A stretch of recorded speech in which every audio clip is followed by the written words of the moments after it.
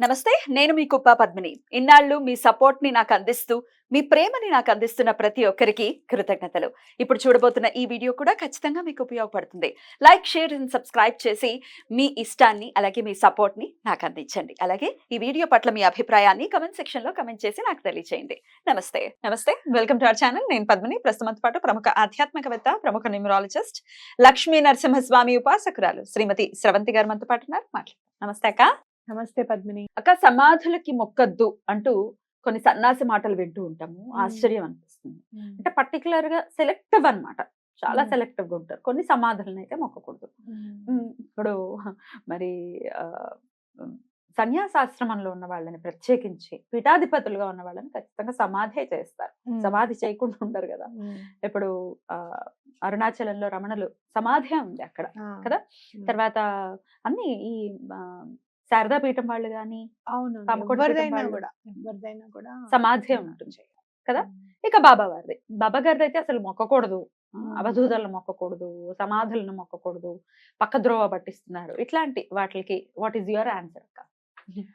మీరు ఎప్పుడైనా దత్తాత్రేయ స్వామి గురించి గనక చదువుతుంటే, దత్తుడి గురించి మీరు తెలుసుకుంటూ ఉంటే గనక, ఆయన ఒక్కొక్కసారి అంటరాని వాడిగా, ఒక్కొక్కసారి అధమ జాతీయుడుగా కనిపిస్తారు. ఒక్కొక్కసారి ఎట్లా అంటే ఈయన దగ్గరికి వస్తే మనకి ఏం జరుగుతుంది, అసలు ఈయనేమన్నా మనకేమన్నా నేర్పిస్తాడు, మనకంటే దిగువగా ఉన్నాడు ఈయన, మనకి ఈయనేం చేస్తాడని చెప్పి ఋషులు సైతం ఆయనని గుర్తించక వెళ్ళిపోతారు అనమాట.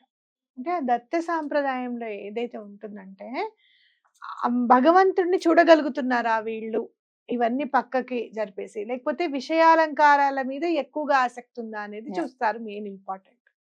ఇంకోటి ఏంటంటే, అట్లా మీరు సమాధికి గనక దండం పెట్టుకోవద్దు అనుకుంటే, ఈ రోజు కంచి పరమాచార్య గారు కూడా కంచి కామకోటి పీఠంలోనే ఉన్నారు. అలాగే జయేంద్ర సరస్వతి స్వామి కూడా అలానే ఉన్నారు. పరమాచార్య గారు ఒకసారి ఒక పొలంకి వెళ్తూ ఉంటే, ఒక చోట ఒకటి తవ్వుతూ ఉంటారనమాట. తవ్వుతూ ఉంటే ఆయన ఆపమంటారు. ఆయనకేదో వాణి వినపడుతుంది, ఆపమంటారు.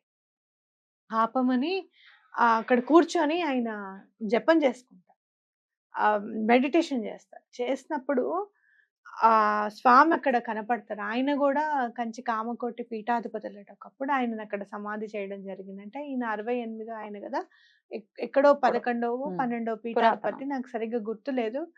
అప్పుడు ఆయన అమ్మో ఆ స్థలం మాకు కావాలి అని చెప్పి కొంటారు. ఆయనది పునరుద్ధరిస్తారనమాట ఆ సమాధి.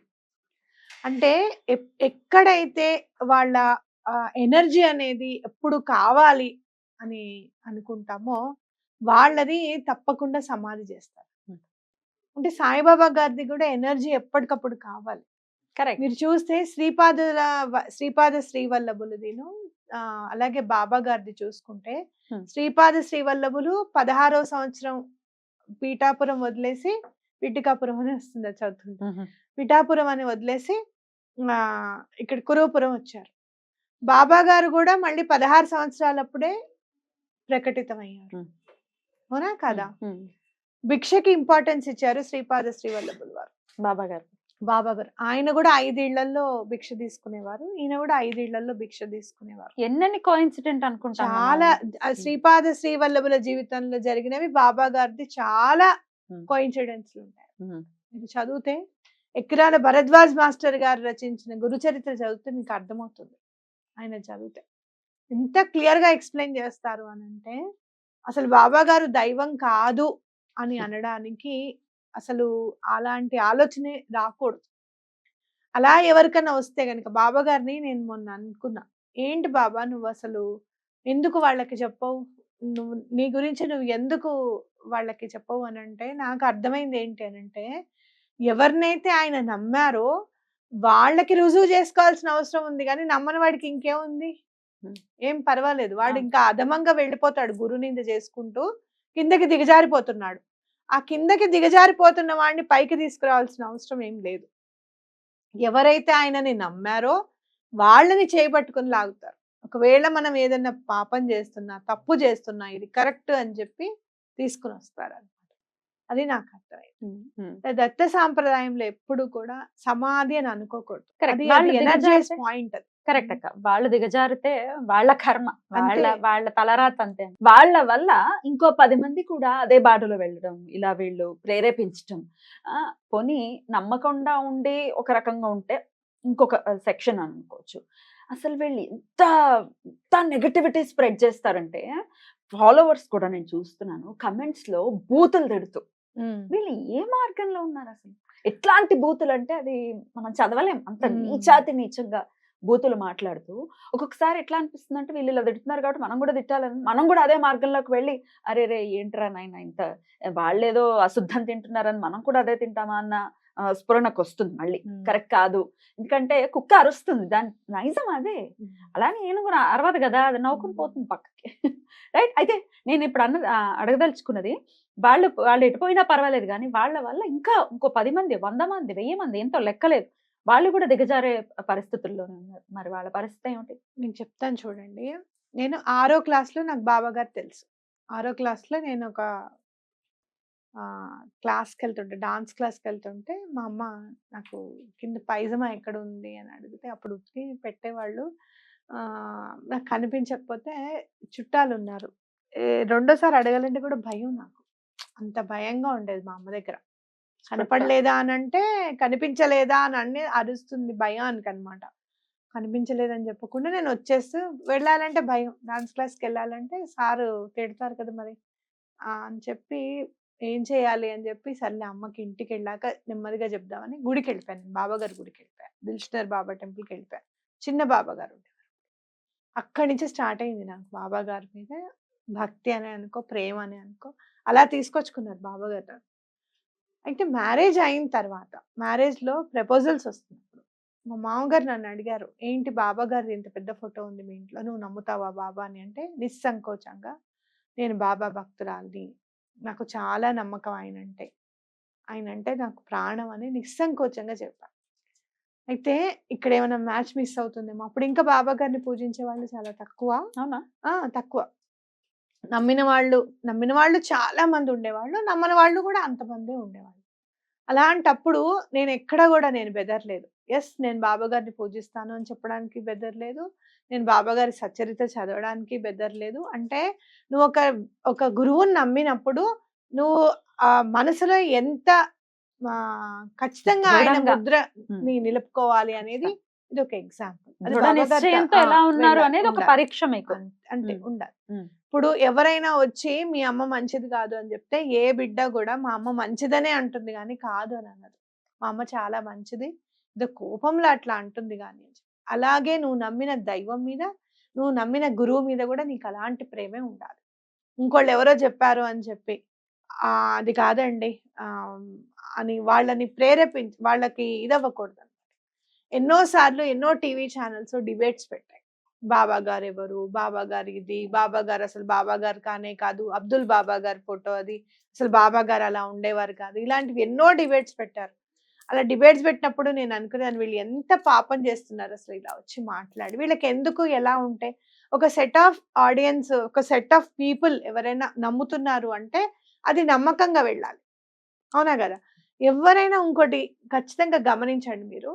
మన హిందూ ధర్మంలో నమ్మిన వాళ్ళ గురించే మన హిందువులే ఇది కాదు, అది కాదు, ఇది సనాతన ధర్మం కాదు అని చెప్తూ ఉంటారు. దానికి వీళ్ళు ప్రోగ్రామ్స్ చేసేసి డిబేట్స్ పెడుతూ ఉంటారు. అదే పరధర్మం ఎవరిదైనా ఒకటి తీసుకొని మాట్లాడమని చెప్పు, ఏం మాట్లాడు. వీళ్ళకి ఇంత కూడా వీళ్ళకి ధైర్యం కాదు. అదేదో అంటారు చూసావా, దమ్ము అనేది పావంతు కూడా కనపడదు. ఇందులో చూపించినంత దమ్ము అందులో పావంతు కూడా కనపడదు. ఎగ్జాక్ట్లీ. అయినా అసలు మనలో మనం కొట్టుకుని చావడానికి మనకి టైం ఉండట్లేదు. ఇది వరకు శైవులు వైష్ణవులను కొట్టుకుని చచ్చేవాళ్ళు. అవును. మొత్తానికి శంకరుల దయ వల్ల ఒక తాటి మీదకి వచ్చాము. ఇంకేదో కావాలి కొత్తగా అవహేళన చేయడానికి పక్క వాళ్ళకి, పక్క ధర్మంలో ఉన్న వాళ్ళకి మీరు ముందు కొట్టుకుని చావండి, మీకంటే అసలు ఒక క్లారిటీ లేదు అని అనడానికి ఒక ఆస్కారం ఇవ్వటమే కదా అసహ్యంగా ఇలా మాట్లాడతాం. అవును. ఇట్లా సమాధి చేయడం అంటే ఏంటి అని అంటే వాళ్ళ ఎనర్జీని అక్కడ నిక్షిప్తం చేయడం. మీరు చూడండి, పరమాచారి గారి దగ్గర, కంచి పరమాచార్య గారి పీఠానికి వెళ్తే నేను వెళ్ళినప్పుడు ఎక్కడ ఆయన లేరు ఇప్పుడు భౌతికంగా అని నాకు కించిత్ అనిపించలేదు. షిరిడి వెళ్ళినప్పుడు కూడా అలానే అనిపిస్తుంది. అసలు స్వామి లేరు అనేది అనిపించదు మనకి. వైబ్రేషన్ అనేది ఏమి గుర్తుండదు లోపలికి వెళ్ళిపోయిన తర్వాత. ఆయనను చూస్తూ ఉంటే అలా చూస్తూనే ఉండాలనిపిస్తుంది. ఒక్కొక్కసారి ఆయన చేసిన మిరకిల్స్ తలుచుకుంటుంటే ఏడుపొచ్చేస్తదనమాట. స్వామి నీకు నేను ఏం చేశానని చెప్పి నువ్వు ఇంత చేస్తున్నావు నాకు. చే చేతులెత్తి దండం పెట్టడం, నువ్వు తప్ప ఇంకొక దిక్కు లేదు అని మొక్కినంత మాత్రమున ఇంత చేసావు గదా నాకు అని చెప్పి ఒక రకమైన అంటే గ్రాటిట్యూడ్ తో కూడిన కళ్ళనీళ్ళు అనుకోవచ్చు. ఆనంద బాష్పాలు అని అంటే ఆనందంతో వచ్చిన బాష్పాలు, కానీ అది అది గ్రాటిట్యూడ్ తో అంటే ఒక కృతజ్ఞతతో కూడిన కన్నీరుకి పేరు కూడా లేదు. దానికి అసలు పేరు కూడా పెట్టలేం మనం. ఇంకా అలాంటి ఆనందమైన స్థితిని కేవలం గురువు దగ్గర మాత్రమే మనం పొందగలం. అయితే బాబా గారిని మీరు ఎందుకు పూజించాలి ప్రత్యేకంగా అనుకుంటే గనక, గురు సాంప్రదాయాన్ని, దత్త సాంప్రదాయాన్ని సరళీకరించడం కేవలం బాబా గారి వల్లే అయింది అని ఖచ్చితంగా అనుకోవచ్చు. మీరు చూస్తే గనక సమకాలీకులు వాసుదేవానంద సరస్వతి స్వామి వారును అలాగే బాబా గారు కూడా. వాసుదేవానంద సరస్వతి స్వామి అంటే టెంబే స్వామి అని కూడా అంటారు ఆయనని. ఆయనే ఒక కొబ్బరికాయని పంపిస్తారు. ఈయనేనా? ఈయనే. ఒకసారి చూపించండి అక్క. ఇదే సందర్భంలో స్వామిని కూడా చూద్దాం. చదువుతున్నాను స్వామివారిది చరిత్ర చదువుతున్నాను. టెంబే స్వామి. టెంబే స్వామి ఇక్కడ రచనలు చేశారు. మొత్తం అంతా మహారాష్ట్ర నర్సోబావాడిలో ఉన్నారు ఈయన. మాంగావ్లో పుట్టారు ఈయన. మాంగావ్లో ఉండి నర్సోబావాడి మొత్తం అంతా అన్నమాట. ఇంకా చాలా చాతుర్మాస దీక్షలు చాలా చేశారు. చేసి మొత్తం భారతదేశం అంతా కూడా పర్యటించారు. అయితే ఈయన మన బాబా గారిని సహోదరుడు అని అన్నారు. నిష్ఠాగరిష్ఠుడు ఆయన. బ్రాహ్మణ వంశంలో పుట్టారు. ఎంత నిష్ఠ అంటే ఎవరైనా బ్రాహ్మణులుగా ఉండి వాళ్ళు గనక వాళ్ళు ధర్మం పాటించట్లేదు వాళ్ళ ఇంట్లో అంటే గనక వాళ్ళని దగ్గరికి కూడా రానిచ్చేవారు కాదట టెంబే స్వామి. నువ్వు తప్పకుండా నువ్వు పాటించవలసిందే అని చెప్పేవారట. అలా పాటిస్తేనే వాళ్ళ ఇంట్లో భిక్షావందనం స్వీకరించేవారట. అలాంటి ఆయన షిరిడి బాబా గారిని నా సహోదరుడు అని చెప్పి ఒక కొబ్బరికాయ పంపించడం అంటే అది ఇంకా అది మామూలు విషయం కాదు. మీరు చూస్తే వాసుదేవానంద సరస్వతి స్వామిని దత్తుడి అవతారంగానే అనుకుంటారు. ఎందుకంటే ఆయన రాసిన దత్తాత్రేయ స్వామి రచనలు అన్ని కావు. ఘోర కష్టోద్ధారణ స్తోత్రం కూడా ఆయన రచించింది. ఆయనని శ్రీ పరివాజకాచార్య అని కూడా మనం పిలుచుకుంటాం. లాస్ట్ కి దత్త దాంట్లో ఘోర కష్టోద్ధారణ స్తోత్రంలో ఎవరు రాశారు అని చెప్పి శ్రీ పరివాజకాచార్య పరమహంస అని అంటారు. ఎవరిని అంటారు? చాలా హైయర్ స్టేజ్ వాళ్ళనే అలా అంటారు అన్నమాట. ఆయన సోదరుడు అని అన్నారు బాబా గారిని. ఇంకేం కావాలి నీకు? అథెంటికేషన్ బాబా గారిని పూజించాలి అనుకోవడంలో చెత్త ప్రశ్న ఒకటి విన్నానక భలే అసలు ఆశ్చర్యం అనిపించింది. ఇంత కింద స్టేజ్ లో ఉన్నారేమిటి ప్రశ్నలు వేయటం. స్వాతంత్ర సమరయోధుడుగా ఏమన్నా పనిచేశారా బాబా గారు? నేను సమన్వయపరచలేదు ముస్లింస్ ని హిందువుల్ని? అది చెత్త ప్రశ్న అని నువ్వు అనొచ్చు. అయితే అలా కాదక్క, నేనేమనుకుంటున్నాను నా మనసులో ఉన్న భావం చెప్పేస్తే తర్వాత మీరు ఆన్సర్. ఇప్పుడు డివైడ్ అండ్ రూల్ లో ఉన్నారు బ్రిటిషర్స్. వాళ్ళని మనల్ని డివైడ్ చేసేసి పరమత సహనం ఉంది, మనకి ముందు ఉంది, బ్రిటిషర్స్ కి ముందు ఉంది, ఎప్పటికీ ఉంటుంది కూడా. అందరూ కలిసిమెలిసిగా ఉండేటటువంటి పరిస్థితి మన దేశంలో ఉంది. అయితే ఆ సమయంలో ముస్లింస్ ని హిందువుల్ని డివైడ్ చేసి రూల్ చేయాలి, అప్పుడే మనం అనుకున్నది సాధించవచ్చు అనేది వాళ్ళ థాట్ ప్రాసెస్. ముస్లింస్ ని హిందువుల్ని సమన్వయపరిచి ఒక తాటి మీద తీసుకొచ్చి మీరు సహోదరులలాగా ఉండాలి అని చెప్పి ముందుకు నడిపించి అందరినీ ఏకం చేసిన మరి విధానాన్ని స్వాతంత్ర అది ఫ్రీడమ్ ఫైటర్ గా మనము కన్సిడర్ చేయకూడదా? I don't understand. మనకి తప్పకుండా చెయ్యొచ్చు. ఇంకోటి కూడా, నేను చిన్నగా ఒక 18-19 years ఉంటాయి. అప్పుడు బాబా గారి భక్తుడు ఒక ఆయన నేను అడిగాను, ఈయన ఏమన్నా స్వాతంత్రం గురించి ఏదన్నా చేశారా అని అడిగితే I don't remember the name. ఒక ఆయన వచ్చి బాబా గారిని అడిగారట, స్వాతంత్రం ఎప్పుడు వస్తుంది మనకి అంటే. కొన్ని సార్లు ఏమవుతుందో చెప్పనా, జాతకం ఉంటుంది కదా, భూమికి కూడా జాతకం డెఫినెట్లీ. అంటే ఆ టైంలో ఇండియా ఎలాంటి పొజిషన్ లో ఉంది అంటే పూర్వం చేసిన కర్మనంతా అనుభవించాలన్నమాట. ఇప్పుడు కలియుగమేగా మనం ఉన్నది, అవునా కాదా? అంటే భూమాత కూడా సహనం పడి పడి పడి పడి ఒక స్టేజ్ లో ఆ కర్మను అనుభవించే టైం మనకు వస్తుంది. అదే మనము ఆ 150 ఇయర్స్ మనం అనుభవించిన క్షోభ. పరాయి వాళ్ళు వచ్చి మనని ఇన్వైట్ చేసి, పరమతస్తులు వచ్చి మనని ఇన్వైట్ చేయడము, అలాగే బ్రిటిషర్స్ వచ్చి మనని పరిపాలించడము అని అంటే ఆ పర్టిక్యులర్ టైంలో ఆ భూమి భరించవలసిన టైం అనమాట, బ్యాడ్ టైం. మనకి జాతకంలో ఎలా అయితే బ్యాడ్ టైం ఉంటుందో భూమికి కూడా అట్లా ఉంటుంది. అలా క్షేత్రాలన్నీ కూడా ఎందుకు ఉంటాయి? బలానా క్షేత్రంలో బలానా పాజిటివ్ ఎనర్జీ చాలా ఉంది కాబట్టి గాణగాపురాన్ని ఎన్నుకున్నారు శ్రీ గురులు. పిఠాపురంలోనే పుట్టాలని ఎందుకు అనుకున్నారు శ్రీపాద శ్రీవల్లభులు? అక్కడ కరెక్ట్ గా ఆ టైంకి అంత మంచి పొజిషన్, ఆ పాజిటివ్ ఎనర్జీ ఉంది కాబట్టి అక్కడ కోరుకున్నారు. కాబట్టి ఎప్పుడైనా కూడా మీరు అనుకోదు, మనకి తెలీదు చరిత్రలో ఎక్కడా కూడా సాయిబాబా గారి చరిత్రలో రాయినంత మాత్రాన ఆయన కృషి చేశారా లేదా అనేది తెలీదు. కానీ ఖచ్చితంగా ఆయనకి మాత్రం ఒక విద్యుక్తంగా ఈ టైం వరకు ఇది వచ్చేస్తుంది, స్వాతంత్రం వస్తుంది అని మాత్రం ఖచ్చితంగా చెప్పుకోవచ్చు. మీరు గమనిస్తే దత్త సాంప్రదాయంలో పుట్టిన గురువులందరూ కూడా 1800 నుంచి 1930s లోపల ఉన్న వాళ్ళందరూ చాలా మంది ఉన్నారు. గజానన్ మహారాజ్ ఉన్నారు, అలాగే అక్కల్కోట్ మహారాజ్ ఉన్నారు, అలాగే షిరిడి సాయిబాబా గారు ఉన్నారు, వాసుదేవానంద సరస్వతి స్వామి ఉన్నారు, రమణులు ఉన్నారు, అలాగే మన పరమాచార్య గారు ఉన్నారు. ఆయన స్వాతంత్రం వచ్చిన తర్వాత కూడా ఆయన ఎప్పుడు కావాలనుకుంటే అప్పుడు వదిలేయచ్చు ప్రాణాన్ని. కానీ ఆయన ఎంతవరకు ఉద్ధరించాలో దేశాన్ని గాని మనుషుల్ని గాని అంతవరకు ఉద్ధరించి ఆయన తనువు చాలించారు. కాబట్టి ఇదంతా ఏంటంటే ఆ టైంని క్లెన్స్ చేయడానికే దత్త సాంప్రదాయంలో గురువులందరూ కూడా ఆ టైంలో పుట్టారు అనేది నాకు అందిన. మనకి ఎంతమంది తెలుసు పరమాచార్య గారిని గాంధీజీ గారు కలిశారు అని తెలీదు మనకి, అవునా? అలా మనకి తెలియని విషయాలు ఎన్నో జరిగి ఉంటాయి. కరెక్ట్. అయినా అందరం కలిసిమెలిసి ఉండాలి ఎండ్ ఆఫ్ ది డే కదా. అయితే ఒకటి మాత్రం వాస్తవం, ఒక ఆయన బాబా గారిని చూడడానికి వస్తారు, బ్రిటిషరు, పెద్దవాడు అనమాట చాలా. ఆయనకు మాత్రం ఈయన దర్శనం ఇవ్వలేదు. అలాగే ఫోటో తీసుకుంటాను అని అంటే ఫోటో ఆయన ఒప్పుకుంటేనే ఫోటో తీసుకోవాలన్నమాట. అలా ఏం లేదని ఫోటో తీస్తే అసలు కనిపించవారు. అట్లా మనకి ఎన్నో తార్కాణాలు ఉన్నాయి. బాబా గారు దత్తుడే, ఆయన దత్తావతారమే అని చెప్పడానికి బోలెడు ఉన్నాయి.